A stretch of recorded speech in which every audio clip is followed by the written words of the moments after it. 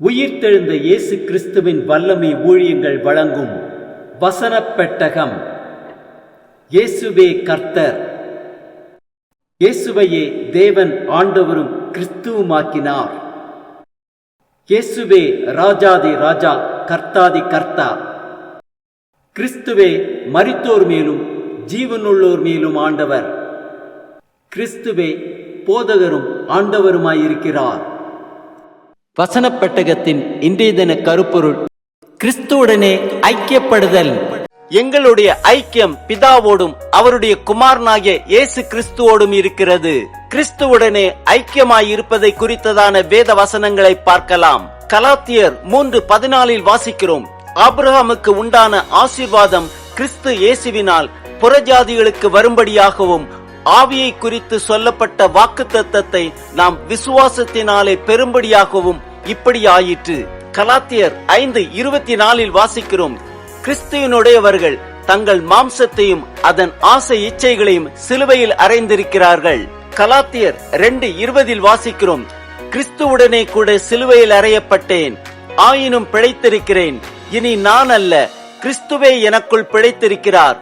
நான் இப்பொழுது மாமிசத்தில் பிழைத்திருக்கிறதோ, என்னில் அன்பு கூர்ந்து எனக்காக தம்மைத்தாமே ஒப்பு கொடுத்த தேவனுடைய குமாரனை பற்றும் விசுவாசத்தினாலே பிழைத்திருக்கிறேன். கலாத்தியர் 3:27 வாசிக்கிறோம்: ஏனெனில் உங்களில் கிறிஸ்துவுக்குள்ளாக ஞானஸ்நானம் பெற்றவர்கள் எத்தனை பேரோ அத்தனை பேரும் கிறிஸ்துவை தரித்துக் கொண்டீர்களே.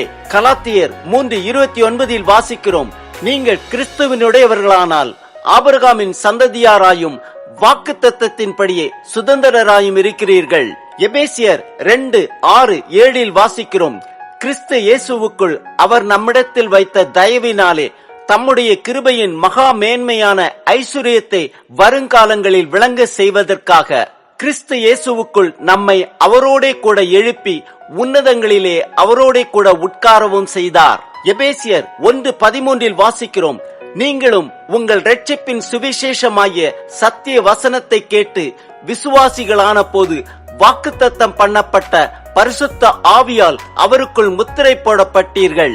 பிலிப்பியர் 1:5 வாசிக்கிறோம்: உங்களில் நற்கிரியையை தொடங்கினவர் அதை இயேசு கிறிஸ்துவின் நாள் பரியந்தம் முடிய நடத்தி வருவார். பிலிப்பியர் 3:10-11 வாசிக்கிறோம்: இப்படி நான் அவரையும் அவருடைய உயிர்த்தெழுதலின் வல்லமையையும் அவருடைய பாடுகளின் ஐக்கியத்தையும் அறிகிறதற்கும் அவருடைய மரணத்திற்கொப்பான மரணத்திற்குள்ளாகி எப்படியாயினும் நான் மரித்தோரிலிருந்து உயிர்த்தெழுந்திருப்பதற்கு தகுதியாயிருக்கும்படிக்கும் அவருக்காக எல்லாவற்றையும் நஷ்டமென்று விட்டேன், குப்பையுமாக எண்ணுகிறேன்.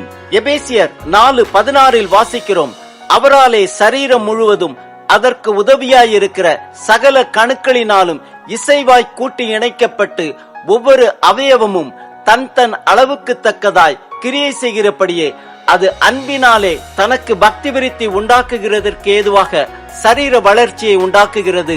2 தெசலோனிக்கேயர் 2:14 வாசிக்கிறோம்: நீங்கள் நம்முடைய கர்த்தராகிய இயேசு கிறிஸ்துவின் மகிமையை அடையும் பொருட்டாக எங்கள் சுவிசேஷத்தினாலே அந்த இரட்சிப்புக்கு அவர் உங்களை அழைத்தார்.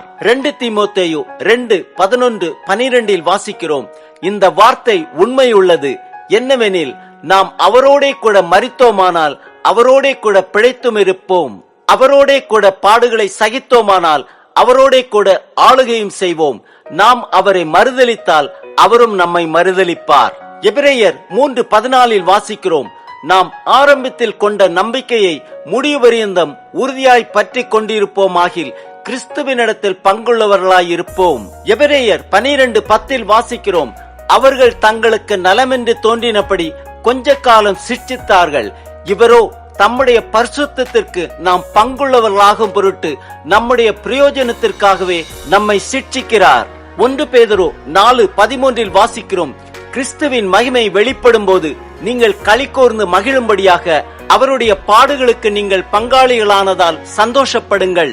2 பேதுரு 1:4 வாசிக்கிறோம்: இச்சையினால் உலகத்தில் உண்டான கேட்டுக்கு தப்பி திவ்ய சோபத்துக்கு பங்குள்ளவர்களாகும் பொருட்டு மகா மேன்மையும் அருமையுமான வாக்குத்தத்தங்களும் அவைகளினாலே நமக்கு அளிக்கப்பட்டிருக்கிறது.